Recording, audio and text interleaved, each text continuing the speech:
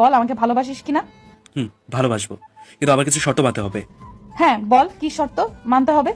আমাকে ভালোবাসলে তোমাকে এই নেতামি ছেড়ে দিতে হবে। ছাড়বো। আরো একটা শর্ত আছে। বলতে থাক। কলেজে এইসব শার্ট আর প্যান্ট পরে আসতে পারবে না, বোরকা পরে কলেজে আসতে হবে।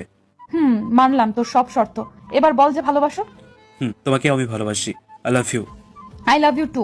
এবার আমার একটা শর্ত আছে। কি শর্ত বলো? আমাকে কলেজের সবার সামনে জড়িয়ে ধরতে হবে। কেন? এতে তো সবাই খারাপ বলবে। আমি বলছি তাই। আজকেই? হুম। একটু পর রুম থেকে বাইরে এসে পড়ি, আর গিয়েই ফারজানাকে জড়িয়ে ধরলাম। এই বলো না ভালোবাসি। I love you Farzana. আমাদের দিকে সবাই তাকিয়ে রয়েছে। একটু পর ফারজানাকে ছেড়ে দিলাম, তাই আমি বললাম, ফারজানা এটা করার কারণ কি?